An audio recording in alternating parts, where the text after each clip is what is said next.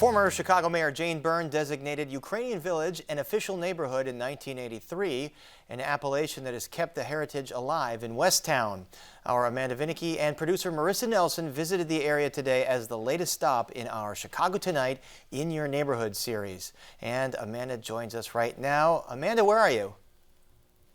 Well, Paris, we're in Ukrainian Village for obvious reasons, given the ongoing crisis in Ukraine. This morning, President Joe Biden says he expects Russia to invade its western neighbor within days. And that situation is particularly poignant here, given the area's still large Ukrainian American population, that is. Terrace Rose has lived in Ukrainian Village for some 60 years. Walk up and down Chicago Avenue from Western to Damon, he says, you'll see Ukrainian flags, restaurants, businesses. He works for a bank.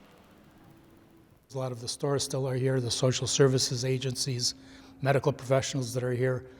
So you can do everything you want in a Ukrainian sense with Ukrainian language, Ukrainian understanding of why, what motivates you and how you go about business. Ukrainians have moved to the neighborhood in waves, mixing with Germans and Poles in the 1800s, then another wave after World War I, and Drozid's generation immigrated post-World War II. With time, the area has changed. In recent years, hip restaurants and shops without Ukrainian ties have popped up. This is where you are now. I would say this is more of the cultural hub. Before the neighborhood changed, it was kind of like a bubble where anyone that would come in, they'd feel like maybe they were back in Ukraine, where they necessarily didn't have to assimilate as much as they do now. Still mixed in with these newer establishments are Ukrainian cultural centers like the Ukrainian Institute of Modern Art, which began as an underground collaboration for Ukrainian artists to exhibit their work when other galleries didn't take them seriously.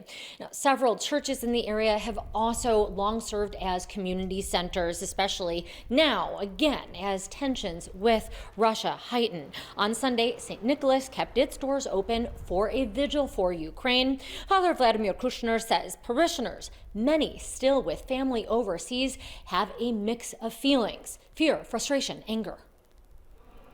There's all kinds of emotions and feelings involved in the current situation, because we live in the 21st century, and it seems unreal that our neighboring country threatening us with a war. It's just absolutely unjust and unfair.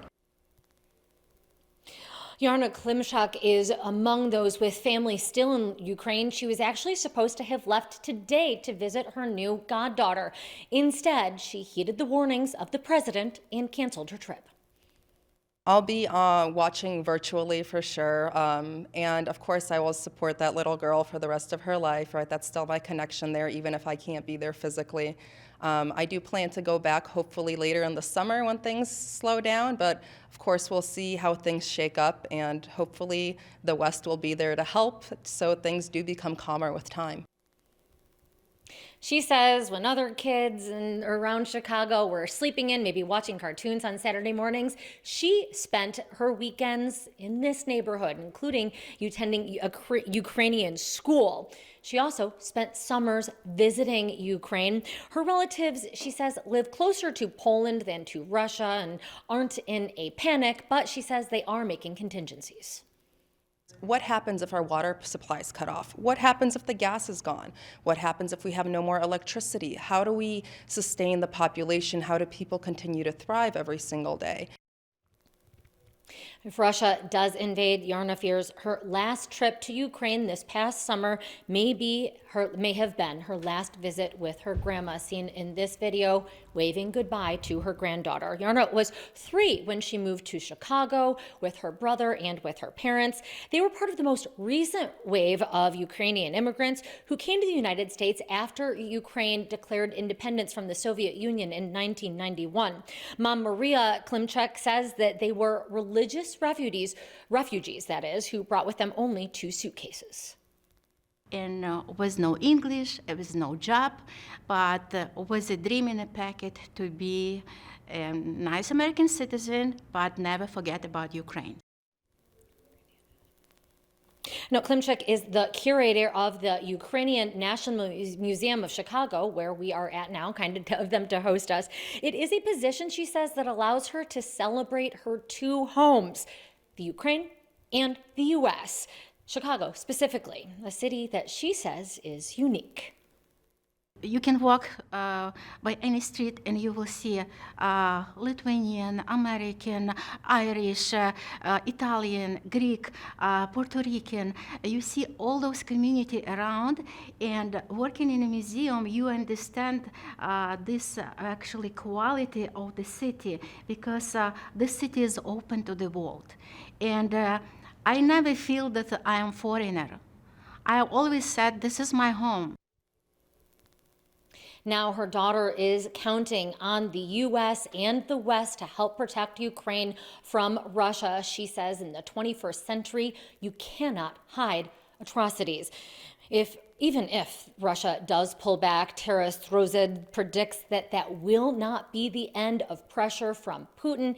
He says they've heard that before, and he expects Russia will continue to come back on Ukraine with pressure. But he says in the face of it, Ukraine has been, and Ukrainians will continue to be resilient.